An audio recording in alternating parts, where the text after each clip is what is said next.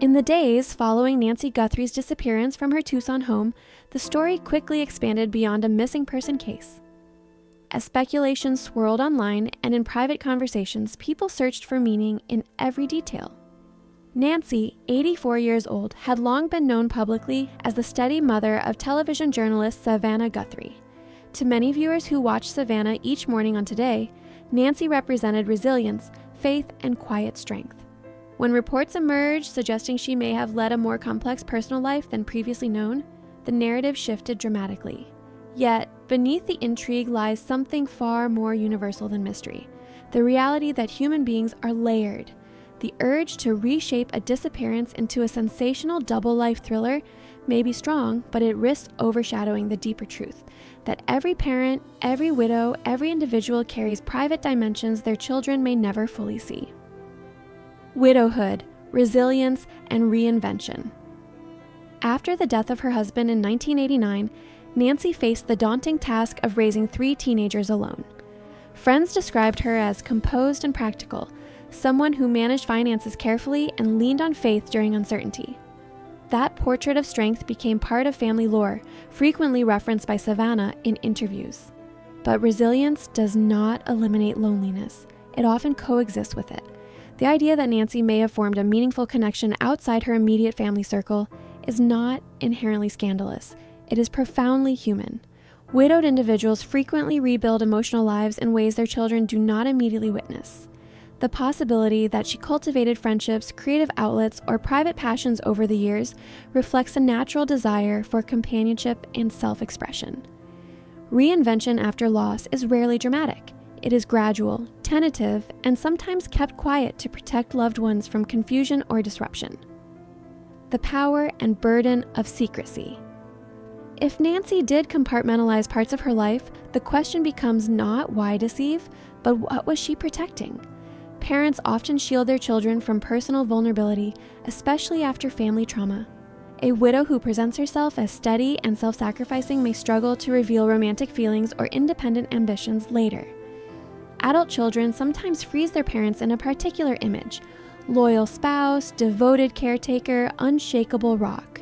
Deviating from that image can feel destabilizing.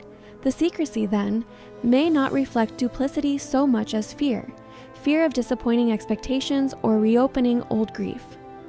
Over time, compartmentalization can become habit. What begins as privacy can evolve into silence.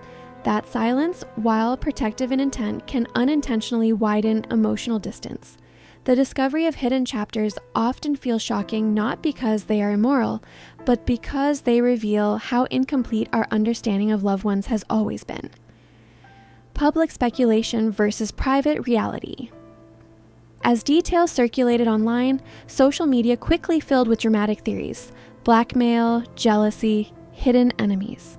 When a public figure is connected to a story, conjecture multiplies. Yet, it is crucial to distinguish verified facts from narrative embellishment. Law enforcement investigations depend on evidence, not internet imagination. The presence of unanswered questions does not automatically imply criminal intrigue tied to a secret identity. Financial irregularities, travel patterns, or personal relationships require context before conclusions. In high-profile cases, the temptation to fill informational gaps with cinematic motives is powerful. However, complex adult relationships rarely conform neatly to thriller scripts. The public may crave dramatic answers, but investigators focus on timelines, physical evidence, and corroborated testimony. Until authorities provide confirmed findings, any claim about motives, whether jealousy, blackmail, or voluntary departure, remains speculative rather than factual. Savannah's position in the spotlight. For Savannah, the emotional terrain is layered. She is not only a daughter facing uncertainty, but also a journalist accustomed to delivering clarity to others. Public composure does not negate private confusion. Discovering new aspects of a parent's life can produce a complicated mix of surprise, admiration, hurt, and empathy all at once. It challenges childhood narratives, yet it can also deepen understanding. The possibility that her mother saw creativity or companionship outside the family sphere does not erase decades of devotion. People are capable of loving their children fiercely while still needing personal fulfillment. Navigating that realization in full public view would be difficult for anyone. The spotlight magnifies every expression and every pause. Compassion demands that observers remember she is processing not just a disappearance, but a shifting understanding of the woman who shaped her, grief, identity, and adult children. When adult children learn unexpected truths about parents, it often triggers identity questions of their own. Who were you? Can quietly transform into, who am I in relation to you? Family history forms part of personal identity. A hidden chapter can feel like a missing puzzle piece suddenly discovered. Psychologists note that such revelations frequently lead to a period of reevaluation rather than permanent rupture. Over time, many families integrate new information into a broader, more nuanced portrait. A mother can be both steadfast and adventurous. She can be both dutiful and passionate. Holding those contradictions requires maturity, but it also allows for a richer legacy. If Nancy maintained a creative or romantic life beyond Tucson, that dimension may ultimately highlight her vitality rather than diminish her integrity. Complexity, after all, is not betrayal. It is humanity. The investigation and the importance of patience. As authorities continue their work, it is essential to let verified processes unfold. Financial records, communication histories, and physical evidence must be evaluated carefully.